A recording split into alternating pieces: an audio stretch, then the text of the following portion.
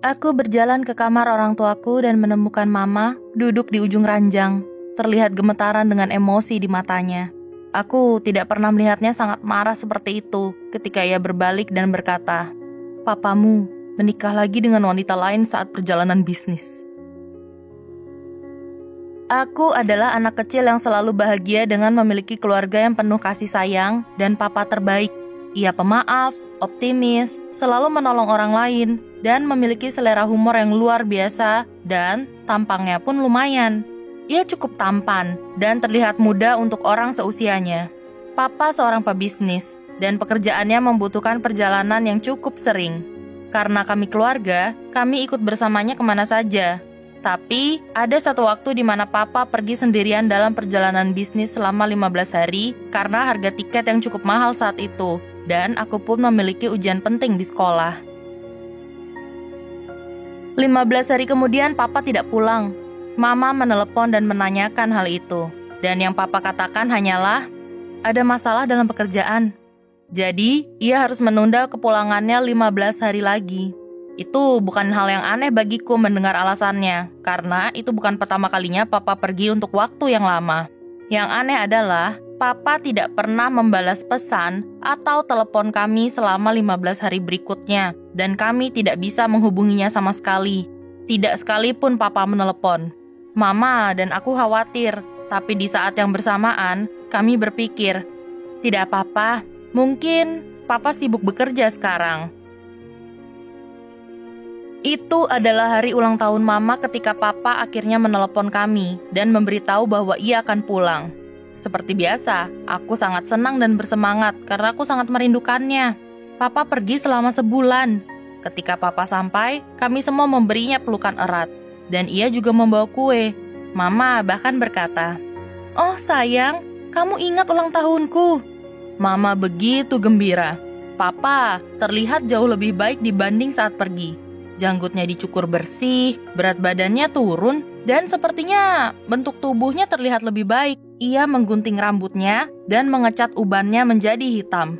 Papa terlihat lebih tampan? Aku tidak pernah memikirkannya, tapi perubahan itu sangat terlihat. Terlebih lagi karena kami sudah terlalu lama tidak bertemu. Walaupun itu terlihat normal, kenyataannya tidak begitu. 5 hari kemudian, aku tidur di kamarku pada satu malam ketika aku tiba-tiba terbangun karena mendengar Mama terseduh-seduh. Mama menangis seakan ada seseorang yang baru saja tiada. Ia berkata, "Bagaimana bisa kamu melakukan ini padaku? Siapa dia? Siapa? Katakan padaku." Pintu kamarku terbuka, dan aku bisa saja bangun untuk melihat apa yang terjadi, tapi aku terlalu takut untuk melakukannya. Sebenarnya, aku lebih takut akan kenyataan yang ada dibandingkan dengan perdebatan mereka. Sepertinya aku bisa menebak apa yang terjadi, tapi aku berusaha meyakinkan diri bahwa itu hanya mimpi dan kembali tidur. Esok paginya, Papa tidak terlihat di rumah dan Mama sudah terbangun sejak lama. Aku berjalan ke dapur, melihat Mama berdiri di meja menatap gelas kopinya. Matanya terlihat bengkak, hampir tidak bisa dikenali. Sepertinya ia menangis semalaman dan tidak tidur sedikit pun. Saat kutanyakan di mana Papa, ia hanya melihatku, menelan, dan kemudian berjalan menjauh. Aku bisa lihat Mama akan kembali menangis. Aku tidak percaya. Apakah semua ini nyata? Apa Papa benar-benar menemui wanita lain di belakang Mama? Bagaimana mungkin? Tidak mungkin.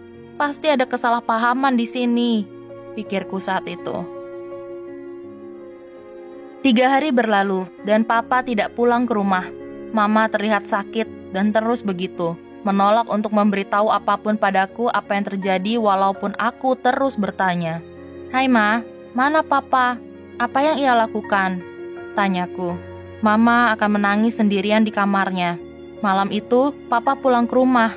Aku terbangun, tapi aku terlalu takut untuk melihatnya, jadi aku berpura-pura tidur. Kututup pintu, mematikan lampu, dan menutupi diriku dengan selimut. Tapi kemudian, Papa masuk ke kamarku dan menyalakan lampu kembali. "Hei, kamu bangun kan sayang?" tanyanya. Kulihat Papa dalam kesunyian. Kami berdua terdiam untuk beberapa saat, kemudian ia berkata, Apa Mama memberitahumu sesuatu? Kemudian, Mama datang dan mengatakan, ia mendengar saat kita bicara.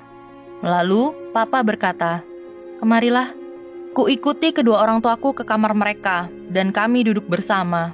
Mama terlihat seperti zombie, dengan amarah di matanya. Aku bertanya apa yang terjadi, dan akhirnya Mama bicara.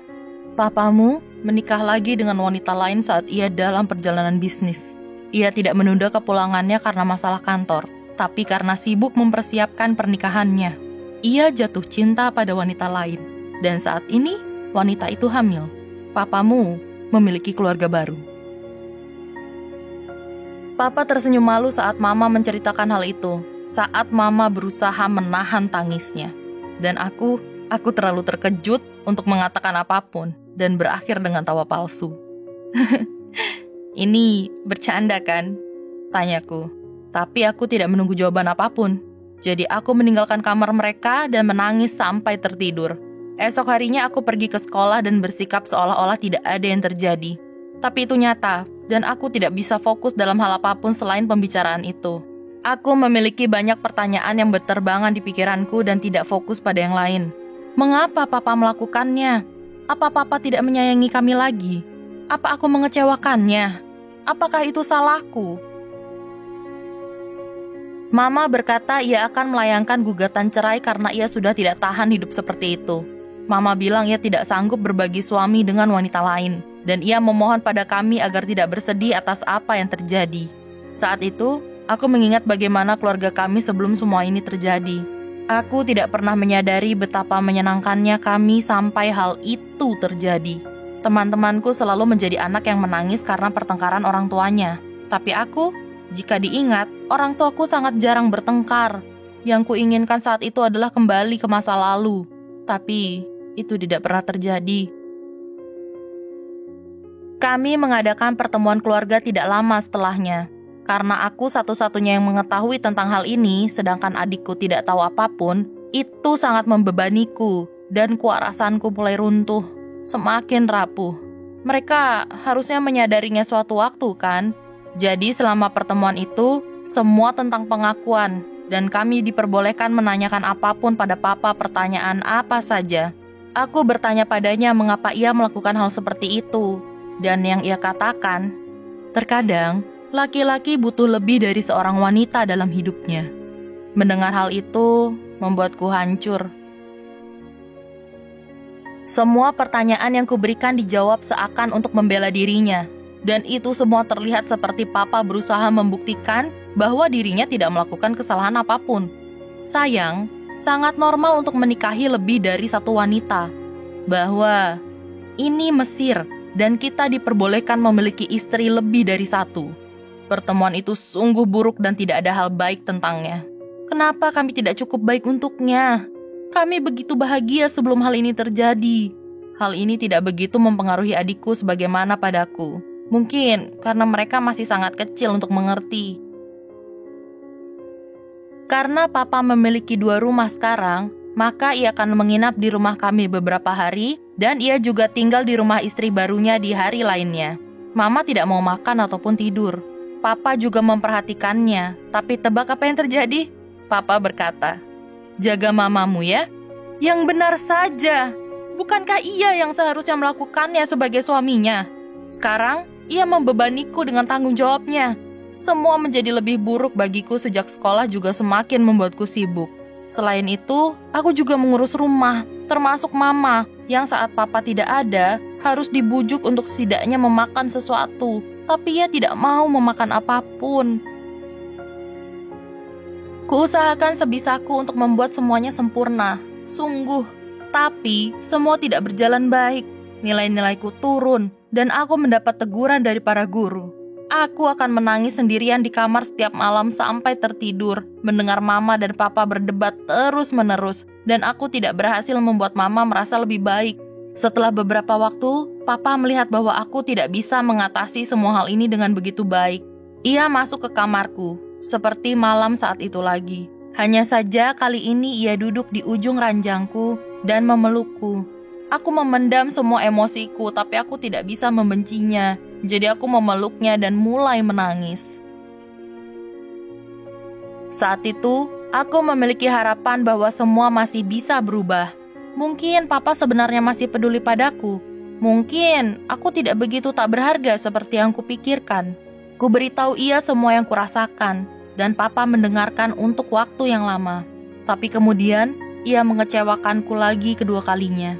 Papa lagi-lagi berkata bahwa yang dilakukannya tidak salah, juga bahwa itu bukan salahnya, itu hanya perasaannya, dan aku masih tetap putrinya apapun yang terjadi, bahwa ia masih peduli. Tapi, itu semua hanya kata-kata manis kosong belaka. Ia tidak pernah ada di sisiku bahkan di saat terburukku.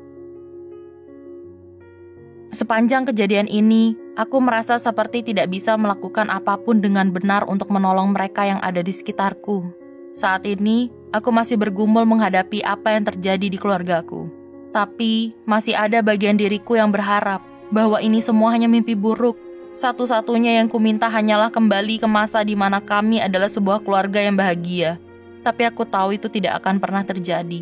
Karena pengalamanku ini, aku memiliki begitu banyak ketidakamanan. Aku merasa tidak berharga.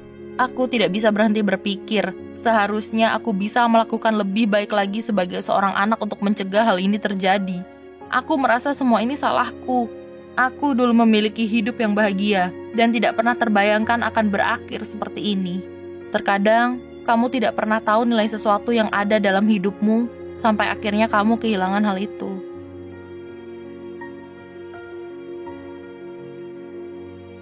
Pertama-tama, terima kasih sudah mengirim ceritamu pada Minute Videos. Ini bukan kesalahanmu. Aku tahu, pasti sudah banyak orang yang mengatakannya padamu, dan kamu masih tidak mempercayainya karena memang terasa berat.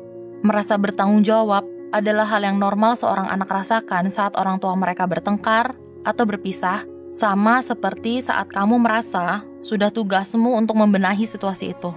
Tapi itu tidak benar. Bahkan konsultan pernikahan yang terbaik sekalipun, terkadang bisa saja gagal menyelamatkan sebuah pernikahan, karena memang pernikahan itu sudah tidak bisa diselamatkan. Itu adalah tugas orang dewasa, dan sangat berat apabila ditanggung oleh seorang anak. Orang tuamu adalah orang dewasa dan seperti yang kamu lihat, mereka tidak memiliki kemampuan untuk menyelesaikannya, dan mereka tidak berharap kamu bisa melakukannya. Bukan itu yang seharusnya kamu lakukan. Dan itu tidak menentukan nilai dirimu. Sangat bisa dimengerti kenapa situasi ini bisa sangat mempengaruhimu secara emosional. Ini adalah perubahan besar dalam hidupmu. Dan hal pertama yang bisa kamu lakukan adalah menerimanya. Menerima perubahan dan emosi yang mengikutinya. Kekecewaan dan kesedihanmu adalah normal. Dan itu akan berlalu seiring berjalannya waktu. Perubahan itu mungkin memang untuk selamanya, tapi perasaanmu tidak. Jika kamu merasa itu sulit untuk dipercaya, cobalah untuk melihat hal-hal kecil di sekitarmu. Sebelum kamu tidur malam ini, pikirkanlah 3 hal yang masih dapat kamu syukuri. Mungkin bisa terlihat sepele, seperti es krim yang kamu nikmati saat makan siang. Akan terasa berat awalnya, tapi seiring waktu berjalan dan kamu membuka pikiranmu akan hal-hal positif, kamu mungkin akan bisa menghargai dirimu dan kondisimu saat ini lebih baik dari sebelumnya. Kuharap ini bisa setidaknya membantu sedikit. Dan jika kamu merasa tidak kuat, beritahu seseorang. Bahkan kamu bisa berbicara dengan saudaramu. Karena kalian melalui hal yang sama. Dan mungkin mereka juga merasakan emosi yang sama denganmu. Kalian bisa bersandar satu sama lain mencari ketenangan. Ada untuk satu sama lain lebih baik daripada melaluinya seorang diri.